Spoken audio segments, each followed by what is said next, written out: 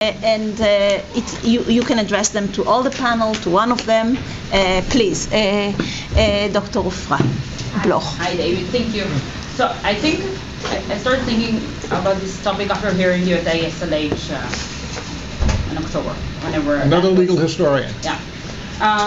So after I heard you speak last time and more so now, I was started by thinking, like, what is lost basically in this transition from professional norm to a right, or what do we miss by mostly talking about academic freedom as and protecting it mostly as a right? So first, I think it has like three different aspects that bother me. First is something about the absoluteness of talking about right rather than the specificity that when we talk about norms, because we regulate, and here I'm a Robert Post student, so we regulate speech in academia in so many different ways. You spoke of some in the form of peer review, and some papers don't get published, right? And so we regulate speech all the time. And you mentioned that sometimes when people then bring these kinds of claims to court, then they are not counted as part of academic freedom, and this is like now private, but it is academic freedom. It's just that we regulate it and we don't value speech as speech, but only as a specific function, even within disciplines and within schools. And I thought maybe if we were to understand it more of an academic, like professional norm, then it would be easier to think about it. And then the other aspect of it is what happens when we think about it as a right, and it's mostly an individual right, and then what happens, and you and Barak started talking about it in a different framework, about the institution, and whether when there is a clash between the institution voicing an opinion about something that in the world and professors as its workers or the students. And then I guess the last thing that bothers me the most is that when we talk about rights, they're really good for protecting external threats to freedom, to academic freedom. So, like, as you said, like the legislator is now, and what we experience now here in Israel, but they're maybe not doing such an amazing work with dealing with internal threats. So the cancel culture, a professor coming to talk and being coached, when I came to Stanford in that same visit, and I was prepped to, you can talk, but you might be disturbed, and there is basically nothing that we can do about it. And like, isn't there something lost about what's the institution of education supposed to do with speech? So that thing of the internal, more of the internal threats of like donors and deans, not deans, let's give other examples, rectors or provosts, or being scared of losing donors or losing students because they allow certain kind of speech, or these kinds of threats that they are not imposed by the government or by state action. Thank you. Do you want to immediately answer, because I have one more Up to before? You. So let's hear another one, and then we'll hear, and then take more. Sausan, please,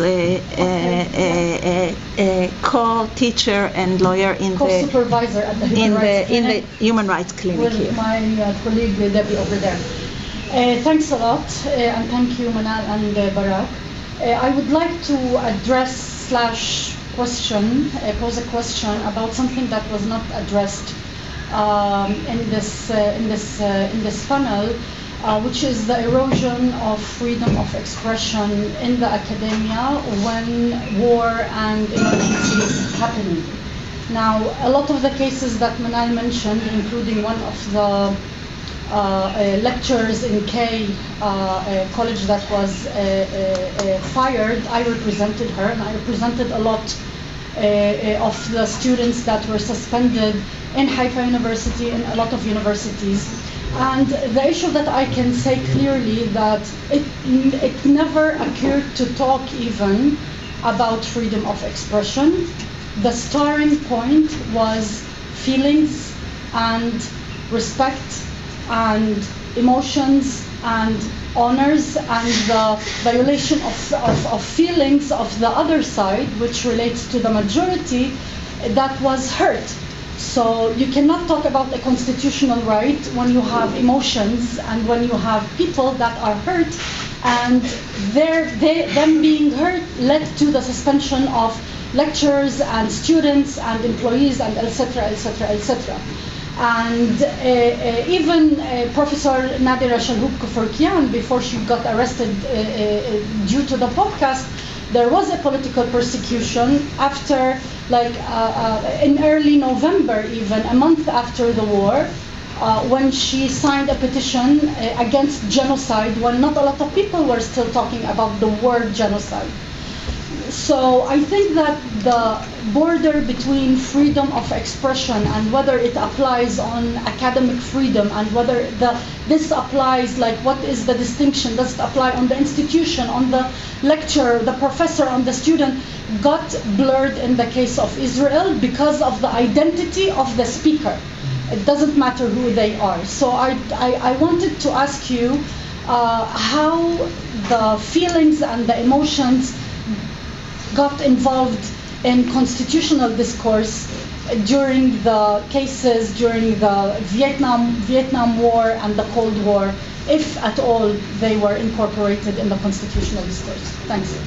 Okay, David, you got to ask long questions, but you have to answer short, so that we'll have that will be hard. So on what is lost by treating academic freedom as a First Amendment right as opposed to a professional norm. By the way, I don't feel academic freedom as a First Amendment right should supersede academic freedom as a professional norm. It should add to. And what difference does it make? There's a big difference, and I can speak. No difference. I'm saying, but does it as a descriptive matter? Like, isn't it over descriptive in the way we actually talk about it? It became a right rather than a norm. Well, I think it still remains a norm. The AAUP still enforces it as a norm. So in that sense, they're complementary. They're not the same thing. And by what the courts can do that the AAUP or other bodies cannot do is the courts can say to a university, you must take this professor back who you fired, and you must pay this professor hundreds of thousands of dollars in damages for violating the Constitution. That helps a lot. Now, the AAUP, it's hortatory. People don't like to be censured by the AAUP, which is sometimes done, but the power of judicial remedies is enormous. And rights are not absolute. They're not absolute in the United States. They're limited by peer review, for example. Also, yes, there are threats to academic freedom from the state, especially during the Cold War, especially now, unfortunately. But in this response to you too, I think, you know, for 100 years, the AAUP has investigated violations of academic freedom of professors by university administrators and boards of trustees. I believe that the autonomy of universities protects the academic freedom of professors. It should. But it's dangerous to rely solely on universities themselves to protect academic freedom. There are thousands of examples over a century of administrators blatantly violating the academic freedom of professors, including based on outside pressure. So I think both individual and institutional academic freedom are important. One last thing I want to say on your point. You know, when this first case that identified academic freedom as a First Amendment right came to the Supreme Court, there was a debate in the AAUP of whether it should file an amicus brief. Now I'm supporting your argument against my own. And the AAUP decided it's not a good idea. One, the court might define academic freedom in a way we don't like. Two, even if the court does define academic freedom in a way we like, what the court can give, the court can take away. And also, if the courts assume jurisdiction over academic freedom, professors will get lazy and won't fight for academic freedom themselves. I don't think that's happened. but there was the concern. By the AUP on academic boycotts, it's horrifying, and it's horrified many professors in the United States.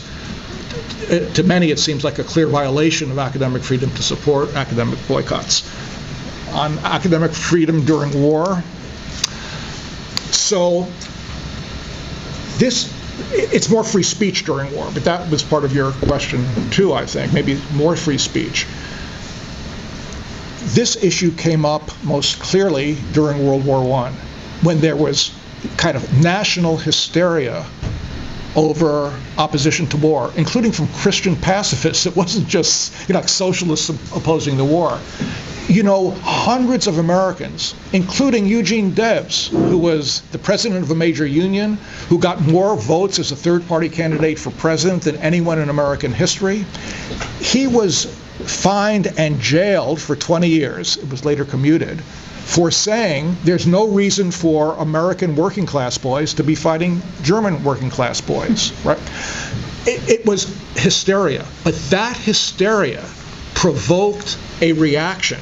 And the first significant judicial protection for free speech in the United States came as a result to many people being made aware of the repression of free speech, which had occurred before World War I, but they only didn't realize it. They only realized it, during the war. So the repression produced a counter-reaction. Only after World War I did the Supreme Court really protect free speech. One last thing. And it's only till now that I'll say something that might offend others, but that's almost inevitable in discussing free speech. That's the closest I'll come to what we call a trigger warning. During the Vietnam War, the Supreme Court was liberal and protected all kinds of anti-war speech. And in a case that very much reflects a kind of the extensive protection that American law gives to free speech. By the way, there is more protection for free speech, including hate speech, in the United States than in any other country in the world by far, including countries most like the United States, Canada, Great Britain. In fact, people abroad who don't realize are horrified when they realize how much hate speech American law protects. I mean, the point is you protect it to avoid chilling effect. Okay. The Cohn versus California, it's called, the case is called Fuck the Draft. But in 1969, you know this guy? A Vietnam War protester wearing the appropriate leather jacket, right, in the Los Angeles County Courthouse, right? On the back of the jacket had the words, fuck the draft.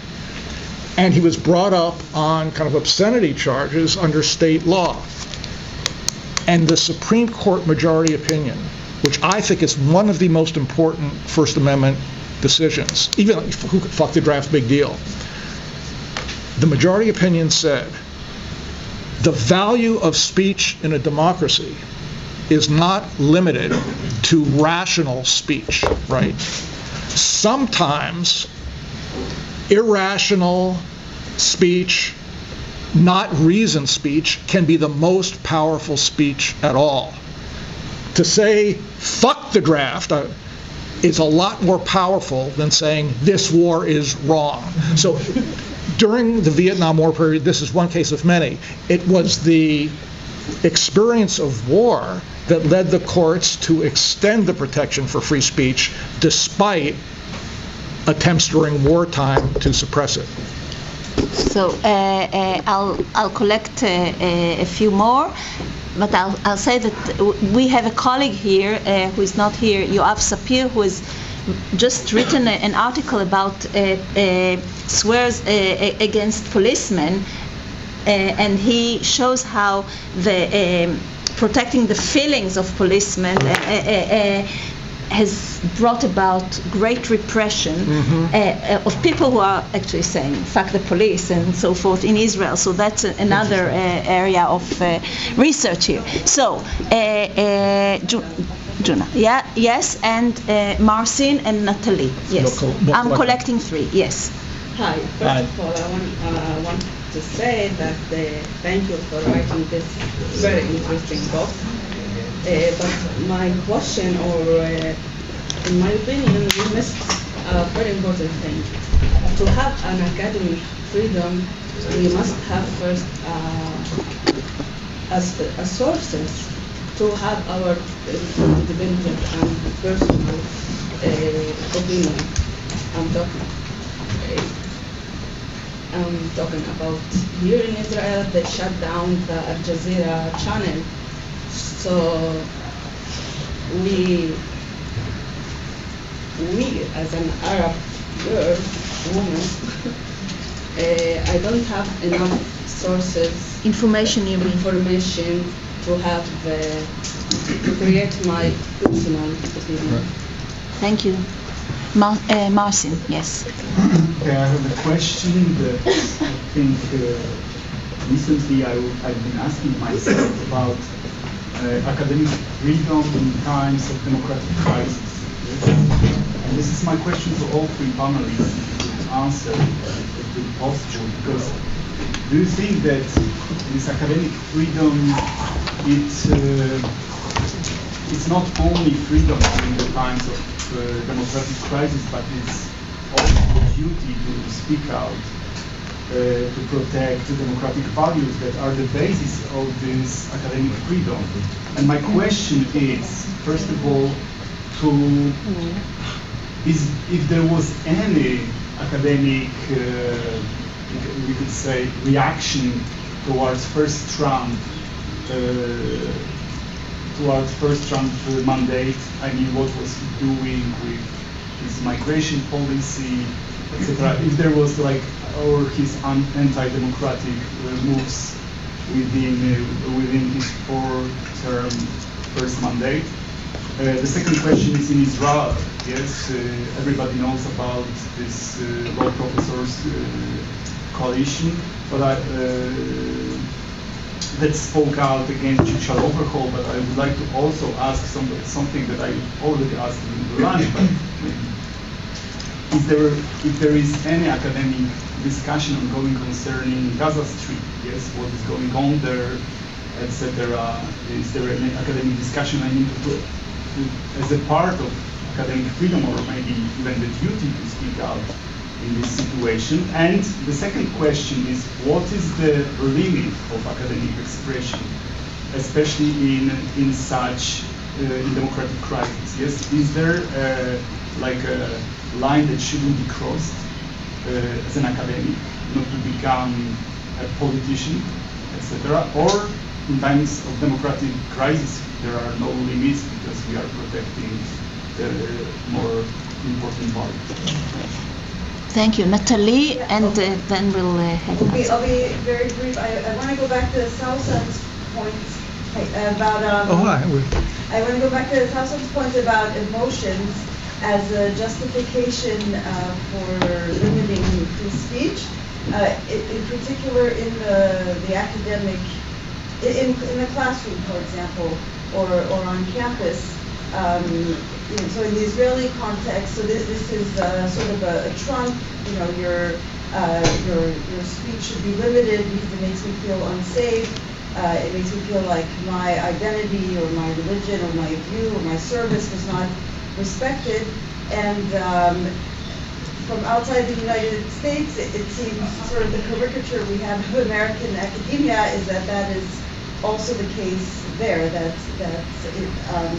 There are many limitations on what can be said, the words that can be used in the classroom, so as to not offend. Do you see these sensitivities as a serious threat or limitation to academic speech, or is this just a caricature of wokeness, say, or of identity politics? Wonderful. I would like to. Last one, and then a quick session. I know we are after time, but thank you. My name is Aya. It was very interesting. I'm not so familiar with this field of expertise, but I was thinking that academic freedom is supposed to protect. The purpose of it is to protect the right to know. This is at least the way I'm looking at it. The point of it is to allow citizens in society to have quality information based on the methodological way of researching, and to know that it's it's a good information that they can trust and make their decision based on it. And if that is so, then the institute and the professors are the instruments. They're not the purpose. Like they're protected in order to protect the process of creating good data that is not disrupted by bias or other things that are not acceptable in academia writing. If that is so, then it raises the question of what should be protected. My personal view and values are the things that should be protected, or my scholar researching and writing, which was done in such a methodological way, and etc. And then that's the main question. Thank you. Before we turn to David, I want to give a possibility for Barak and Manal to, if you have any more thoughts from the discussion, and then we'll end with David. Well, I'll just say in a word that we have next week, on 2 weeks, two-day conference on the war in Gaza, and Stefan is one of the speakers there. So we do discuss it, but I agree that there was not enough discussion of academic scholars on issues that relate to the war on various aspects. And again, I'm not arguing that universities should enjoy absolute autonomy and things like that, that we should trust them to protect academic freedoms, but I think that analytically, and it relates to Aya's point, it is a way, at least additional justification for protecting freedom, academic freedom, to rely on the social role of universities. I agree. Manal. Okay, I'll try to be brief, just to answer your question. Wartime is the main time, the central time, the period of time in which human rights are contested. So this is the real issue. Like in everyday time, it's not a big deal to have human rights, but I phrased it wrong. In wartime is the main time that human rights are being contested, and this is particularly the time that these human rights should be more protected in this sense. Now, when you talk about the meaning of human rights, of freedom of speech particularly, I think that there are two levels here. One, which is supposed to be taken for granted, but in Israel it's totally not taken for granted. The one thing is that freedom of speech is about me being able, or us being able, to talk without being afraid of being prosecuted or arrested when I get out of this room. This is something that should be taken for granted, and today in the Israeli climate it's not taken for granted. This is the first thing. The other thing is that another level, the other level is that you won't be harmed in your workplace, and I'm not only talking about academia. After the 7th of October, there were a lot of letters that were issued in hospitals and in several working places, condemning, of course, the horror attack of the 7th of October, but also condemning everything that has to do with the 7th of October. The problem in Israel is that every expression that was caricaturized as being a pro-terrorist attack and so on, even things that pay pure solidarity to the innocent people in Gaza, was characterized. Even talking about occupation was kind of framed as being inciting and so on. So the infringement of freedom of speech in Israel has many levels now, and not only being prosecuted but also being fired. And this is even worse in some cases, because people lost their jobs just for posting pictures of children a year ago. Well, still now, and also no, I'm saying before the war, even before the. Yeah. Okay, so I'll try to take them in order. I'll be shutting down outlets for expression is a violation of free speech. And if the U.S. government shut down a newspaper, that would be a free speech, freedom of press issue. So I agree with your point. In the U.S., the press is specifically protected. It is pending in the Supreme Court here, so the court might strike down this law, but we still wait for the decision. Right. So the duty of exercising the rights of academic freedom or freedom of expression, whether they've been used to criticize Trump, yes, they have. American professors have vigorously attacked Trump, including in his first term. I would say especially for the denial of defeat in the election. Those efforts may have prompted reaction against those professors and new laws restricting professors. We'll see what happens now. But up to now, I think professors have exercised their free speech rights in criticizing the Trump administration. Limits of academic expression during wartime. Basically, the American law is that wartime does not change the law of free speech or academic freedom, but there are certain issues, like distinctive to war, where it would be permissible to regulate speech. And one of the famous examples given by kind of the major initial American scholar of the First Amendment in the early 20th century, the position of ships during wartime. No, you can't publish that. You can be punished for publishing that. That could violate espionage laws, disclosing military secrets in general. So that would be an example of limitations of speech during wartime. On emotions, in classroom. Don't get me started, and now it's been horrible in the United States, horrible, the extent of pressure, and this is from the left, this is from people I normally identify with, to restrict even academic speech that could not just hurt the feelings, but even can cause harm to students. But in my view, whereas kind of general hate speech on campus, if they're racial epithets that don't otherwise violate the law, I think the university ought to be able to regulate that as part of its institutional academic freedom. But ideas in the classroom, no. Required trigger warnings, we warn you students that this may be uncomfortable, no. I think that's inconsistent with academic freedom. I want to give one quick case example, if I may. Yes, you don't, but please. No, you're the boss. But it's free speech, Al. No. Free speech has time, place, and manner restrictions, and this is time. We'll take okay. I don't know if you've ever heard of this Doe case at the University of Michigan.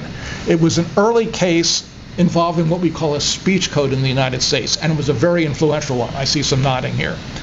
So there were some awful racist incidents at the University of Michigan campus in Ann Arbor, one of the great public universities in the United States. I mean, people were wearing Ku Klux Klan uniforms, telling racist jokes on the campus radio station, bad stuff. And in response to that, and in response to threats from the Michigan legislature that we might cut back money, might have had an influence too, Michigan passed what's called a speech code. And the code provided that if speech by a member of the Michigan community, quote unquote, victimizes or stigmatizes, those were the operative words, based on race, sex, religion, national origin, etc., they could be subject to punishment. A graduate student who also taught a course in evolutionary psychology challenged that language as a violation of the First Amendment. He claimed, I don't know if anybody has academic background in this area, I don't, but this is what I understand. He claimed, trigger warning, because it's offensive. Apparently there's a view within the field of evolutionary psychology. Not a dominant view, but it's not the world is flat either. A substantial minority of otherwise respected scholars claim that males of different species are better than women of different species, including Homo sapien, at mental tasks related to spatial relationships. Because males were the hunters, through natural, females liked males who could hunt well and provide food, right? That trait was selected in Darwinian natural selection. And further, some claimed, if you want to know why there are more males than females in science and mathematics, that's part of the reason. And Doe, he went by Doe, anonymous, not his real name because he was scared. He said, I worry, I don't believe this, but I think I should teach it. And I worry that if I do teach it, I will be brought up on charges based on this language, victimizing and stigmatizing, because this theory does stigmatize women. And the judge said, your concerns are well taken, and the judge said, I hold this law to violate the First Amendment. And almost every other case in the U.S. that has dealt with the speech code has declared the code unconstitutional. So in my view, discussion in class about ideas, also in the United States now, there's tremendous pressure not to use what we say is the N-word, which I used to say all the time, but I'm not going to say it because, and I'm ashamed I'm not going to say it because I think academic freedom should protect saying it. But it puts people off. Is it worth it? So you can't, Huckleberry Finn, the great American novel. There are hundreds of references to, I'm going to say it, like Nigger Jim. He's a character. He's a character. You're recorded. I'll let you know if I'm fired. I think I've. Thank you all for coming. Thank you for the discussion. Thank you, David, and good luck with your wonderful book. Good moderator. You kept us pretty close.